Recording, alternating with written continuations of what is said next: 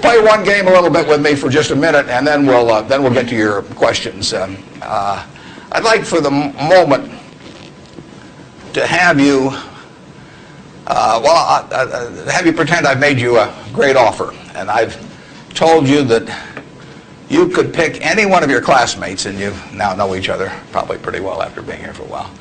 You could pick, you'd have 24 hours to think it over, and you can pick any one of your classmates, and you get 10% of their earnings for the rest of their lives. And I ask you what goes through your mind in determining which one of those you would pick. You can't pick the one with the richest father. That doesn't count. I mean, you've got to do this on merit. But you probably wouldn't pick the person that gets the highest grades in the class. I mean, there's nothing wrong with getting the highest grades in the class, but that isn't going to be the quality that sets apart a big winner from the rest of the pack. Think about who you would pick and why. And I think you'll find when you get through, you'll pick some individual. You've all got the ability. You wouldn't be here otherwise. And you've all got the energy. I mean, you've got, the initiative is here. The intelligence is here throughout the class.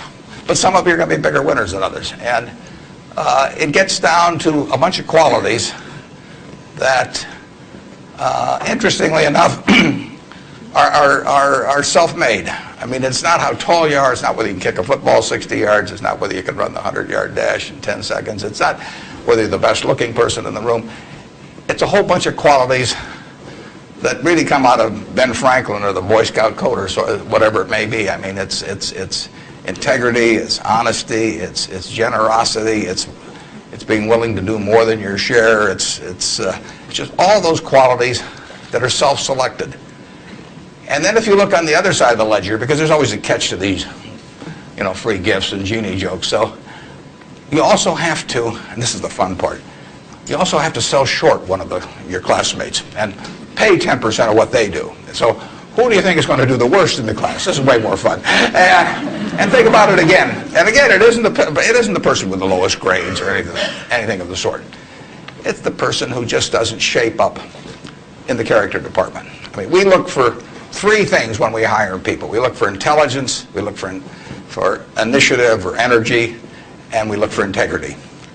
And if they don't have the latter, the first two will kill you. Because if you're going to get somebody without integrity, you want them lazy and dumb. I mean, you don't want them smart and energetic. So it's that third quality, but everything about that quality is your choice. You can't change the way you are wired much, but you can change a lot of what you do with that wiring. And it's the habits that you generate now on those qualities, or those negative qualities. I mean, the person who always, claims credit for things they didn't do, that always cuts corners, that you can't count on. I mean, in the end, those are habit patterns.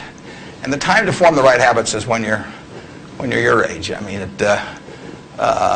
it doesn't do me much good to get golf lessons now. If I'd gotten golf lessons when I was your age, I might be a decent golfer. But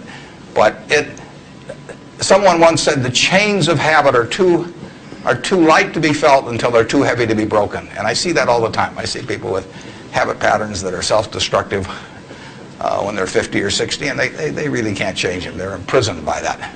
But you're not imprisoned by anything. So when you write down the qualities of that person that you'd like to buy 10% of, look at that list and ask yourself, is there anything on that list I couldn't do?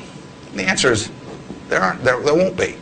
And when you look at the person you sell short and you look at those qualities that you don't like, if you see any of those in yourself, egotism, whatever it may be, selfishness, you can get rid of that. I mean, that is not ordained. And if you follow that, and Ben Franklin did this, and my old boss Ben Graham did this at early ages in their young teens. Ben Graham looked around and he said, who do I admire? And he wanted to be admired himself, and he said, why do I admire these other people? And he said, if I admire them for these reasons, maybe other people will admire me if I behave in a similar manner. And he decided what kind of a person he wanted to be. And if you follow that, at the end you'll be the person you want to buy 10% of. I mean, that's the goal in the end. And it's something that's achievable by everybody in this room. So that's the end of the sermon. Now let's talk about what's on your mind. And you can ask anything. The only thing I won't tell you is what we're buying or selling or